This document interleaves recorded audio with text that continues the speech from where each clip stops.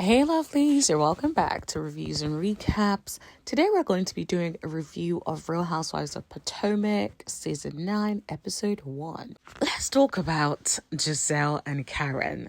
To me, that was like a very weird interaction.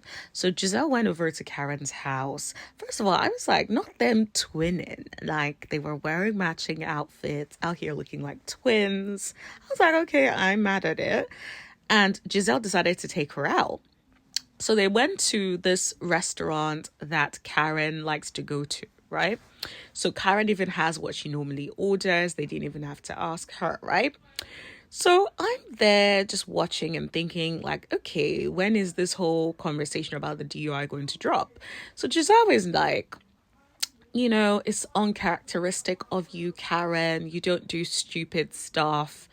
And Karen was not trying to speak on it. She was deflecting. I was like, okay, miss. Like, miss, I ain't speaking about it. Giselle was trying to get information about when the court date was. She's like, you can read.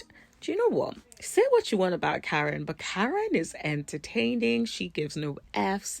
I was absolutely here for it. Now, I did notice that Karen started to talk about other things that she had been going through. I don't know if I necessarily believe that. I personally believe that she may have a drinking problem, in my own opinion. And I feel like she's just trying to deflect by saying that she has certain issues going on. So she talked about her husband hasn't been there for her emotionally, and she just wants him to be a little bit more there for her in the way in which he can. That may be true, but then this is your second DUI. So then there are questions there. Now, I'm not one to kick someone whilst they're down or whilst they're going through something, but at the same time, this is something that could have endangered her life, endangered someone else's life. Like, imagine she had hit a person instead of an animal. Do you know what could have happened? So I just hope that she gets the help that she needs. I hope that she can be honest with herself if she truly has a problem and get the help that she needs. Now, if you're still listening to this and you have not subscribed, please hit that subscribe button.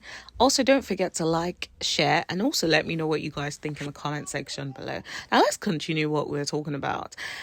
The part that gagged me, guys, it really gagged me, was the fact that the waiting staff came over and said, Karen has never had a drink here. I'm like, that is so weird to say, completely uncalled for, totally random, and seems orchestrated.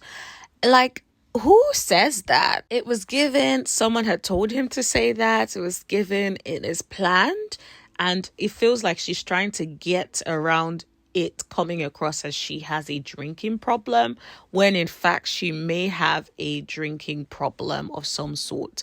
Let's be clear, I'm not saying that all of the things that she's going through, like what she talked about, grief and marriage problems, may not be compounding it, but I feel like because it's the second offense, I feel like there is something there, regardless of why it is, that needs to really be dealt with and addressed. I feel like the way she comes across is like this thing is happening to her, as opposed to she is taking an active role in what has happened.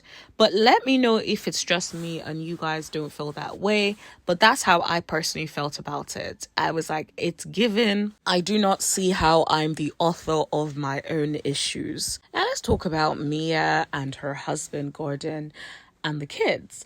So Gordon has moved into the building that Mia and the kids are. Of course, I'm sure Gordon is happy about that because he gets to see the kids regularly.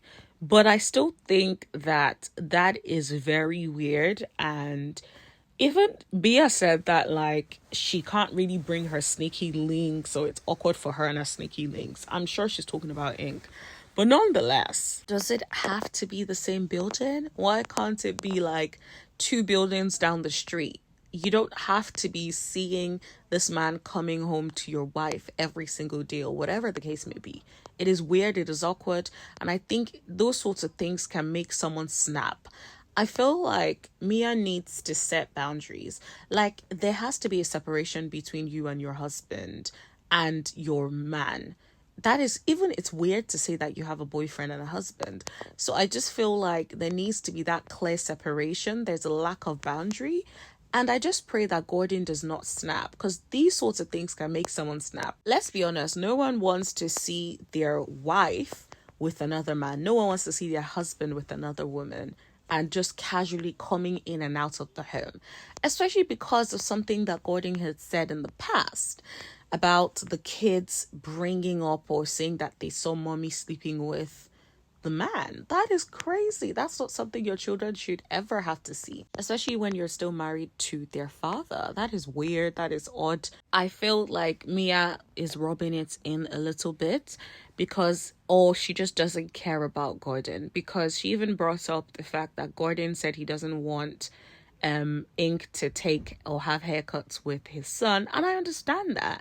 You don't want, if something is a bonding experience for you and your child, and as a present father, you don't want some other man to be doing that with your child. But what is the weirdest thing is, Ink also believes that Jeremiah, the son in question, is also his. So I feel like a paternity test needs to happen ASAP. Now, Mia did bring up the paternity test, but I don't feel like Gordon wants to do the paternity test, because I think deep down he knows that it is a strong possibility that he is not the father. And that would be so sad, and that would shatter everything for him. I honestly feel like Mia did not do right. If you even cheat on your husband or whatever the case may be, don't deprive your child of the rightful father. Like, you should have checked that ASAP. Don't leave it how many years of this man raising this child, not knowing fully well whether that's his kid. It's unfair on the child, and it's unfair on your husband in question and the other party, because the other party may have wanted to raise their child from the start, but they were deprived of that opportunity to. So I just think that Mia has done so many things wrong. I'm sure Gordon has as well. But I just think when it comes to that paternity issue, I feel like she could have done better, because these sorts of things could scar children. Like, what if the paternity comes and it's not Gordon? And then now the child feels like what they have grown up, or who they've grown up to be, to know as their father, is not their father. That could shatter everything, like the core of who they are and who they identify themselves as, and whose child they identify themselves as, right? So I just feel like it is unfair to do that to your child, knowing that there is a possibility. Like, guys, no matter what, you've cheated, you had the affair, whatever the case, now take care of business. This is your child. Do you want your child to be denied of the privilege of being with their father? Like, just do the test. And you know what's funny? I get the impression that if she had done the test back then, Gordon would have said, okay, it may not be mine, but I'll still take care of him within my household as mine, or something along those lines. And I think Ink would have at least had the opportunity to be part of their lives in some way. But instead, you left it all these years, and now it is such a huge storyline. So I can only imagine what the child will feel like years down the line when he's watching these episodes. Like, it's hard for someone that doesn't even have children to watch it, let alone the child in question. Now, Ashley did meet with her divorce lawyer. I'm like, whatever the case may be, I don't really care about that storyline so much. Like, I feel like it's been going on for a while, so I don't really care.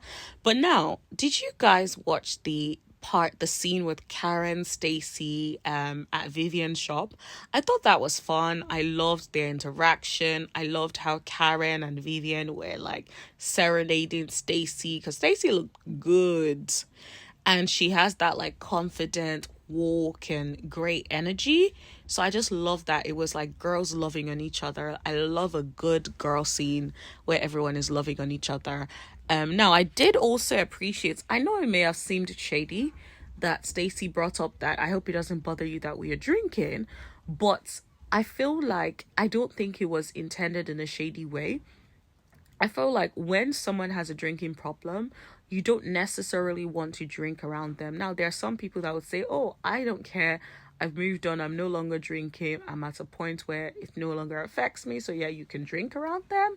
But I appreciate the fact that she actually did ask. I know Karen was taken aback by it and was like, but I don't think it was intended in a malicious way. Also, I wish Stacey the best. I heard, well, she did communicate that she was getting a divorce. Such a shame. I wish them all the best. Now, moving on to the party that Giselle threw for Karen. I think Giselle did a good job in terms of the way it looked. Now, I don't know what Giselle was thinking about that invite. Like, it was weird. I'm just like, sis, no. That invite was drier than dried paint. Like, I don't get it. But anyway, the event itself seemed alright. Now, trust Ashley to bring a shady gift. Ashley got a shady basket. She brought some Uber cards in there. So she's basically like, yo, if you know you want to drive, don't drive, get an Uber. She also got her a water bottle. She's like, you better hydrate, honey. You don't need to be drinking. That girl is shady, but at least she is owning it and not pretending like it ain't a little shade, okay? Mia also dropped a bombshell by saying that Karen was drinking when she called her friend Jacqueline. I'm just like, Mia definitely doesn't like Karen, and they don't like each other. That much is obvious. And I was like, girl, this one that you said this, like, just know that Karen is coming for your ass. She is not gonna let it go. So, of course, Messy Giselle starts off saying, we have some things to talk about. I'm like, okay, production. All right, produce Giselle. So, Karen, of course, deflects. It was given headmistress or like headmaster or like your teacher trying to school everyone. Like, you guys stay in your place. I am not addressing it. Now, of course, she didn't say that, but that was the vibe it was given. Now, she said now is the time she wants to see who our real friends are. I feel like Karen is playing mind games on them. She is deflecting and she is rolling and turning them around. Like, she knows what she is doing, and it is hilarious to watch. Now, she said she wants to see who her real soldiers are because she doesn't want any fake bees around her. And I'm like, okay, let's be honest. This is a group of people, you all know you don't really like each other. You have your little cliques where you're like, okay, we have an alliance. But let's be honest, a lot of you don't really have deep, solid friendships. So you saying you want to see who your real soldiers are is you trying to manipulate them to not bring all these things up. It's genius. But it's not going to work because Mia is going to get that ass. I'm just saying, especially after what you all say about Mia, which I'm going to talk about in a second. Mia is coming for all of y'all. Now, I think Mia has this thing where she talks too much. Please explain to me why she's talking about washing Gordon's dirty laundry and her new man is out here folding the laundry for them and they're putting it back into his apartment. Why do you need to give us all that information? We don't care. Now, was it interesting to hear? Sure. Was it weird? Yes. But I feel like you're opening up yourself for people to have opinions about what you got going on. Now, I will say Mia is good TV because she has no filter. There is nothing off limits. But if I were her daughter or her children, one of her children, I would be so embarrassed if I had to watch it back. If I'm being completely honest. That's just me. You guys may disagree, but that's what I think. Now, I will say, Karen took it to the next level. But before that, one of Mia's friends, I believe it's Jacqueline, decided to say, well, I'm happy for her and Ink. Gordon and her were more like a business arrangement. I'm like, everyone knew that. But you bringing it up and you, her friend, kind of just adds a little fuel to the fire, honey. Not helpful. Now, Karen did not let that slide because she's like, what do you mean business arrangement? You have children in the business arrangement? I'm like, ooh, this is going left. Then Karen took it to the next level and said, your children saw you in bed with another man. And I'm like, now, Mia girl, I like you and all, But that is wild, especially when you are still married. Those kind of things can confuse children. No child wants to see another man in the same bed as their mother. Like, it's like, protect them from that. Like, at least don't let them have to see all of that. Like, lock the door, for goodness sakes. Now, Giselle ran with it. Karen threw her bone, and Giselle was like, I'ma amplify this. Giselle was like, you didn't protect your kids. Now, that is a huge accusation. Now, is that the truth? Is that the reality? Yes. Because you are in a new relationship, right? Should your children run into you sleeping with another man when you're still married to their father? No, that is not protecting them.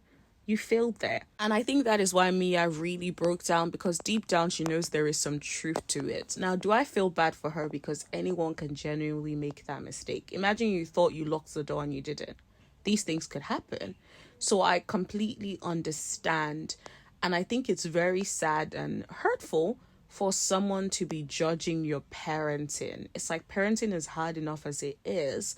You don't want anyone like pointing fingers at something you didn't do wrong, that's something you did wrong, because you yourself are pointing fingers at yourself. You know you did some things wrong. So I understand her breaking down. Now, I will say, I will also understand if this season Mia comes from Giselle and Karen, because you saying those things out of your mouth, you pulled the pow pow and you kept going for it. So now when she comes and drags that ass, then it is what it is. Now, let me know what you guys thought of it. Do you guys think Mia did not protect her children in that instance? Do you think that Karen and Giselle should have been the people to say anything? Do you think they should have said anything, or should have just let it go, or discussed it with a little bit more grace? I personally think, yes, it should have been discussed with a little bit more grace if it really needed to be discussed. Because the truth is, I'm sure Mia knew that she dropped the ball on that. And especially if Karen does not want people pointing out her DUI, she is going for someone's jugular about not protecting their children. That is a very hardcore point, and they are not going to be playing with you on that. Let me know what you guys think. Don't forget to like, share, hit that subscribe button, and I'll see you guys in the next video. Thank you. Bye.